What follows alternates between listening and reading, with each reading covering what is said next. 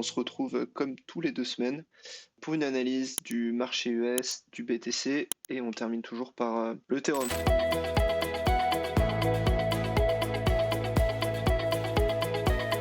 Ce qui se passe depuis 2 semaines, c'est pas dingue. On a fait un plus haut sur le Nasdaq, sur le SP500, sur le BTC, sur le total market cap. Donc généralement, c'est quand même signe de rebond et de continuation haussière. Le BTC, il est venu replonger très très bas, on le verra tout à l'heure. Le SP500, pour l'instant, il se maintient, mais néanmoins, il a retracé déjà 50% de sa baisse. C'est pas non plus dramatique, ça veut dire quand même quelque chose. Ce qu'on peut voir au niveau du DXY, donc comme depuis juin dernier, notre analyse, elle est nickel, hein. Ici, on a tapé le top de la tendance de fond de 2013. Et là, pour anticiper la période de politique monétaire au quiche, on avait dit une appréciation du dollar qui est en train d'atteindre sa zone de double top. Bon, là, il y a eu des excès. Bon, c'était le Covid, hein, le crash Covid. Donc, une zone, a priori, où tous les gros investisseurs qui sont venus chercher cette appréciation depuis plusieurs mois vont commencer à prendre des profits sur le dollar. Et ces profits ont de grandes chances de être injectés, selon moi, dans le Nasdaq 100 et les cryptos, donc les assets à risque. C'est des profits sur des assets qui sont refuges, donc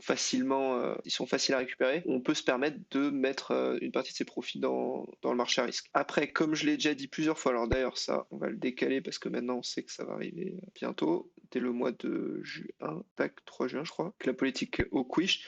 Donc politique au quiche, je le rappelle, ça ne veut pas dire, même si c'est une politique monétaire qui va combattre l'inflation, ça ne veut pas dire que le marché, le SP500 va baisser. Les dernières politiques au quiche, c'était plutôt l'inverse. Ce qui se passe généralement, donc là il faut réfléchir à l'envers dans les politiques au quiche, c'est que les gens pour combattre l'inflation, les grosses fortunes, ils vont mettre plus d'argent en bourse plutôt que dans leur propre business où là, pour le coup, ils la subissent directement, l'inflation, avec le prix des matières premières, tout ça qui monte. Donc, ils vont essayer de compenser en injectant plus d'argent dans un premier temps sur les marchés. Donc, au départ, en fait, l'inflation, ça a quand même cet effet inverse.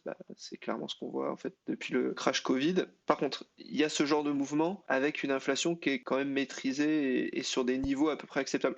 Là, on est dans des niveaux dramatiques. On n'a pas atteint ça sur le CPI Index, donc qui mesure le prix du niveau de vie en fait des gens. Là, il a explosé clairement, donc c'est pas dingue du tout. Ce qui s'est passé lundi, c'est que Biden, il a vu qu'en gros le prix de l'inflation, il était indexé sur l'énergie. Le pétrole, a priori, c'est 70% de l'énergie, qui fait qu'il y a cette corrélation négative, hein. Forcément, le prix du baril monte, donc l'énergie est plus chère, et vu que tout est produit à partir d'énergie, il y a de l'inflation. Il y a de l'inflation, donc qu'est-ce qu'il a dit? Pour faire baisser un peu le prix du baril, il a généré plus d'offres pour faire baisser un peu le prix du baril en libérant les réserves américaines pour des histoires aussi géopolitiques. Mais tout ça pour essayer de combattre le prix de tout, en fait, de la vie qui augmente tout simplement parce que l'énergie est plus chère. Donc, ça se répercute directement sur tout le reste. Et ce qu'on espère, c'est que sur un court terme, il arrive à contrer un petit peu cette inflation pour que le marché, les petits investisseurs, tout ça, nous les retail, on puisse se permettre de retourner dans le marché et du coup qu'on ait un marché qui soit sain et qui reparte à l'os. Pour l'instant, c'est pas le cas. Bon, mes indicateurs, ils sont morts là sur le 10 years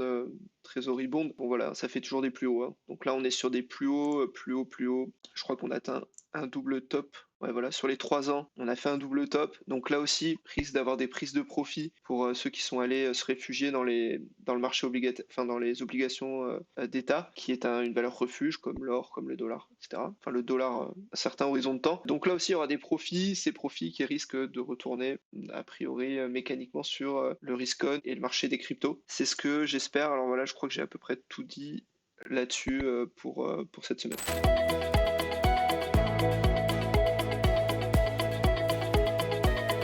Alors pour le BTC, corrélation phénoménale hein, sur cet horizon de temps. Voilà, donc phénoménal entre le SP500 et le BTC, ce qui fait que c'est pas vraiment le BTC qui décide, c'est pas un actif refuge pour l'instant, en tout cas il se comporte pas comme tel. Pire que ça, il est complètement couplé au Nasdaq 100 qui lui, on sait que c'est un marché risqué. Donc on va aller sur le BTC. Donc comme vous avez pu voir, ceux qui reçoivent l'analyse mensuelle, ils ont vu que j'avais mis un petit schéma, enfin j'avais dit que c'était risqué sur le long terme et qu'on était dérisqué en H4 et j'avais mis un petit schéma de Dead Cat Bonds possible. Ça ressemble pas à un Dead Cat Bonds, mais c'était pour illustrer qu'on était toujours risqué sur un horizon de temps journalier et pas en H4. L'idée de prendre des profits sur ce cluster, pour le coup, a été très bonne. J'avais dit de relancer sur les années hebdo, de reprendre des positions sur ce niveau-là parce que je visais une reprise en zigzag. Pour le coup, là, on s'est fait un petit peu éclater avec ce qu'a annoncé Biden hier parce qu'en fait, il a rendu réel, Biden, ce que encore beaucoup de personnes étaient dans le déni de cette inflation. Ouais, c'est quoi l'inflation, blablabla. Ben là, quand c'est relié directement à des barils,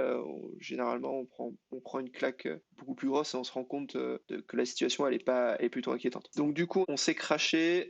Je vous mets à chaque fois, hein, quand je dis de prendre des profits ou je dis d'acheter, je vous mets toujours l'historique. Donc là, pas bon sur ce niveau-là. Je pense que sur le BTC, ça reste intéressant de venir racheter cette zone. On va taper un petit cluster qui est pas dingue, mais ça reste quand même un bas statistique intéressant. Ici, sur le volume delta, on n'est pas passé dans la zone négative. D'ailleurs, on est en train d'inverser la tendance, donc c'est-à-dire qu'on a eu plus de volume d'acheteurs. Donc attention, plus de volume d'acheteurs, ça veut pas dire que le prix va pas baisser. Il faut le multiplier par la taille des ordres. En tout cas, il y a eu plus d'ordres acheteurs. Le RSI, bah, pas top. Je voulais un RSI qui reste à l'équilibre pour avoir une belle relance. On n'est pas dans des divergences haussières. Néanmoins, sachant qu'on a une kurtosis donc qui est énorme, ce qui montre que cette bougie reste discrète. C'est un événement isolé. J'ai tendance à penser que on va repasser au-dessus de la borne haute de la consolidation, donc qui est ici 44 000. Qu'on va retourner aux 44 000 assez rapidement. Je l'espère, sinon ça pourrait être un peu la cata avec un retour très rapide sur le support des 30K. Pour l'instant, je fais une projection à plus une semaine, quoi. Ça, c'est une projection à plus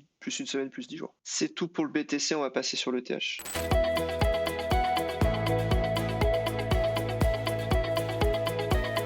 Alors le TH. Bah, le TH, il est rentré dans mon cluster, mais bizarrement mon cluster, j'avais mis le milieu de mon cluster. Bah, comme vous voyez, en fait, il y a la tendance générale de la baisse depuis novembre, puis la tendance de la consolidation, donc représentée par ces volumes profile.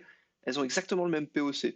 Donc ça veut dire là que cette zone là, les 3100, c'est là où il y a eu le plus d'échanges depuis 6 mois, quoi. Et c'est vraiment précis. Pour le coup, on est venu le sniper, mais on est venu sniper aussi sur le BTC, hein. On a tapé en bleu là, vous voyez le POC de la zone de consolidation. On est venu le sniper, là où il y a le plus d'échanges sur le volume profile. On a fait la même chose, mais sur la cassure baissière précédente. Là, on est venu le traverser, ce truc-là, mais c'est tellement gros, ce POC, que je pense que le prix va rapidement venir se reposer dessus. Comme vous voyez, là, pour le coup, la kurtosis, elle est insignifiante, parce qu'on est très proche de la zone statistique où il y a le plus d'échanges, ce qui fait qu'on n'est pas dans une valeur discrète. Ce qui est intéressant parce que vu qu'il y a énormément d'échanges, il y a les grosses whales qui prennent des positions, les gros acheteurs qui prennent des positions sur ce niveau-là, et derrière, évidemment, vu qu'elles sont en train d'accumuler sur ce niveau-là, elles voudront être en profit plus tard, donc quand même pousser le marché à la hausse. Donc acheter, même si ça peut partir derrière jusqu'au 2900, ce que je conseillais dans l'analyse hebdo là, pour les abonnés, une zone d'achat intéressante. Si vous achetez là, vous serez rentable plus tard, hein. Vu qu'il y a tellement d'achats, on va faire en sorte que les acheteurs sur cette zone vont faire en sorte d'être rentables et pousser le marché dans une direction haussière. Si c'est pas le cas,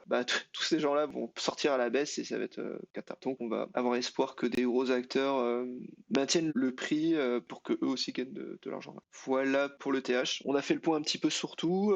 Donc merci pour ceux qui soutiennent la chaîne et à bientôt. On se revoit dans 2 semaines.